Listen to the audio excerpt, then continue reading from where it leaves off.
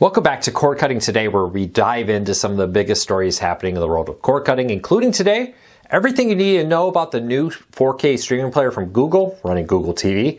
This is the proverbial Chromecast killer as it moves away from the Chromecast brand. Also, the FCC is making it easier for fiber to come to rural America and make it harder for companies like AT&T to block it. And we'll also talk about Fubo losing subscribers in the second quarter, but gaining them year over year. We'll take a look at what's happening there and a whole lot more in a minute. First though, if you want to learn more about any of the stories I'm about to talk about, check out the show notes and in the first pinned comment, I'll put a link to each story there so you can read them for yourself. Second, if you like what we do, we post every Monday through Friday like this. Hit that subscribe button, hit that thumbs up. We would appreciate your support. It lets YouTube know you like what we do, so they recommend our videos to more people. All right, yesterday, the long rumored, much leaked Google streaming player hit the market. It's a 4K streaming player, replaces the 4K Chromecast. It's also about double the price, but it has a lot of cool features in it. This new streaming player is more of a, not the puck style, not a stick style that goes behind your TV. It's more like a Roku player or Fire TV cube that sits on your countertop or an Apple TV, and then plug it in with an HDMI to your TV. A few things. It comes with 4 gigabytes of RAM, which is twice as much as you find in the old Chromecast, and more than the Fire TV, and more than the NVIDIA Shield, which is pretty impressive. It also comes with 32 gigabytes of streaming.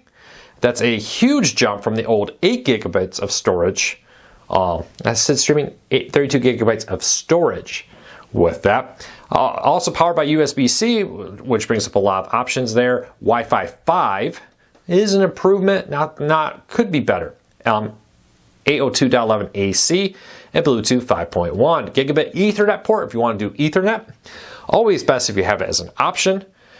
And more all with this. It also comes with a slightly updated remote that includes that star button we saw on the Walmart On Pro device. Now that Walmart On Pro device, that star, this will work the same. You hit it, you can tell it to do certain actions. If you want to have a particular app you like to have it launch, you can program it to do that, for example.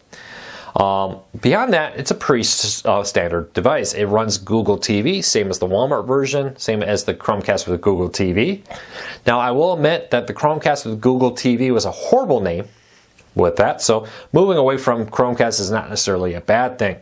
I do think that they should have tried to stick with a puck design. I think there's a lot they could have done in a stick format. A lot of people seem to prefer that over the traditional set-top box, but this is still pretty good. I think the price is a big miss though, $99.99. When you compare it to many streaming players that are very powerful, like the Walmart On at under $50, it's going to be a hard sell. Yes, for some people, they're really going to love the extra RAM and extra storage. I think for most people that are just streaming Netflix, Hulu, Amazon, they're not going to see a noticeable enough difference to go justify paying twice as much. That's my experience. Yes, I'm going to get people say, I would love it. I want to do it. I want to sideload this and do that and maybe play video games on it. Okay, that's all great, but most people don't do that. So it's a pretty nice little device here. Of course, it has the Hey Google, find my remote feature. I'll see if that triggers my phone in a second. Well, nope, it does not seem to have. But it's a nice feature to find a missing remote, make it beep. Something Roku has done on the Roku Ultra for some time and other devices. Overall, interesting. It's not going to release for about a month. Pre-orders are now available.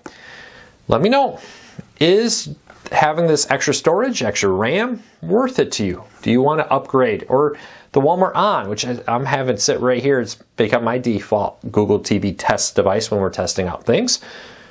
Is the Pro version at under $50, just barely, best fit for you? Leave me a comment, let me know. I think a little bit of a miss on Google. I'll be honest, I would not have expected this right there at this price point. I think they would have been better with maybe 3 gigabits, a little bit less, 16 gigabits of storage, because the vast majority of people will never take advantage of all that. All right, the FCC has mandated new rules that makes it harder for AT&T to block fiber and other things coming. Now, this comes down to utility poles, those things we see all over the country. Previously, those poles are often owned by people, and there's been rules that force them to sublease the space on it, because what happened here is, if you remember back a long time ago, it would not be unusual to see 2 or 3 poles almost sitting next to each other. because one would be running something for each different company, and the three companies didn't like each other. They didn't want to share spaces. Cities kind of said, we don't like that because that's kind of ugly to have three utility poles. They put rules in that forced utility companies to share poles even if they don't own it. There's a whole system behind that, renting space and splitting costs and all that kind of stuff. Well, the problem is companies could drag their feet. AT&T was notorious for this and even attempted to use it to block things like Google Fiber from coming to cities. Now, though, with this change, FCC is basically saying, hey, guess what? You have to let other companies come into your pole. Of course, there's some reasonable limitations, but the FCC is making it much harder for companies to block the rollout of fiber by trying to block access to utility poles with that. We'll see what happens with it, but good news for expansion of fiber and others. Of course, this won't happen overnight. It'll take time and slowly roll out. All right, next story up. Fubo reported its second quarter earnings yesterday, and Fubo lost 61,000 subscribers. Now, this is an improvement from the first quarter when they lost 107,000 subscribers, but they are up year over year, about 26% of subscribers. We'll see how this plays out. I will be honest, I was expecting a bigger drop with the loss of Warner Bros. Discovery channels. Kind of goes back to one thing though, those weren't sports channels, and most people are subscribing to Fubo for sports, and so they probably didn't care. Now with that said, I still was thinking there'd be a little bit of a bigger drop there, and it didn't happen. So we'll keep a close eye on this, but Warner Bros. Discovery will be reporting earnings tonight from after I post this. I'll have coverage over at cordcuttersnews.com. You can watch it there. All right, if you own a Samsung TV with the Samsung TV Plus built in, it's the free ad-supported streaming service they offer. They struck a deal with Hearst Media to add over 500 hours of free content to their service with on there. So check it out, all kinds of content. If you want to see all the content that Samsung TV Plus is adding, link in the show notes down below. All right, Fubo's future. They've had their arguments, they've had the discussions, now it's up in the judge's hands. So Fubo is seeking to block the new Venu streaming service from launching. They're looking for an injunction saying if it launches it will cause irrevocable damage. Both sides argued back and forth over it.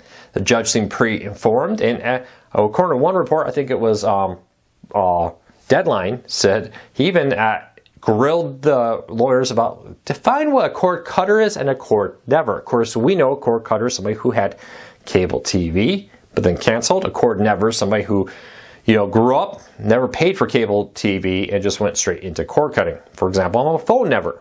I've never owned a home phone. When I bought my first home, we just never put it in. I never paid for a home phone. Well, I take it back. I think when I was in college, my dorm, it came with it included, but I never actually used it. But it'll be interesting to see what happens. We'll have full coverage over at cordcuttersnews.com. Both sides have made their arguments. Of course, they go back and forth against each other with competing arguments. Now the judge is considering his options on if he will block it or not. We'll have full coverage over at cordcuttersnews.com. Also, bunch of new content has come to Max, Netflix, and more. We have full breakdown on everything new this week on those services, and every week we post breakdowns of different services. You can find it over at cordcuttersnews.com and in the first pinned comment. Had a lot of questions out there on different things. Thank you so much to many people.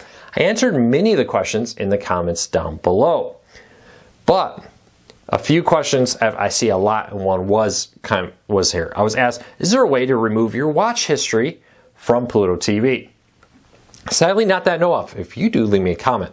But why do companies make it hard to remove your watch history? Well, in short, they want to use that data for a few things. Advertising, what you watch does impact what kind of ads you see, but also impacts what kind of content they recommend to you, and that's actually what they care about more, because what they're doing here is they're saying, if you like this content, we want you to come back and watch as much as possible in order to get you to see more ads. Showing you relevant content means you watch more, which means you see more ads. And because of that, they mine your watch history to recommend to you more content. We just talked about that in yesterday's video, how Max was redefining their home screen and redoing it so that it would recommend more relevant content to you. Again, with the hopes that you'll watch more. If you're on an ad-supported plan, you'll see more ads. If you're on an ad-free plan, if you're watching more, maybe you're more likely to remain subscribed and not cancel. So that's why they mine your watch history with that. But if you have a question for me you would like me to answer, leave it in the comments and start off with something like a question for Luke so I can answer it in the comments down below. If you're new here and you like what we do, hit that subscribe button, hit that thumbs up, let YouTube know you enjoy what we do here. Hopefully we can help you break free from the high cost of TV, still watch the shows you enjoy. Until next time, take care, be safe. I'll be back again real soon.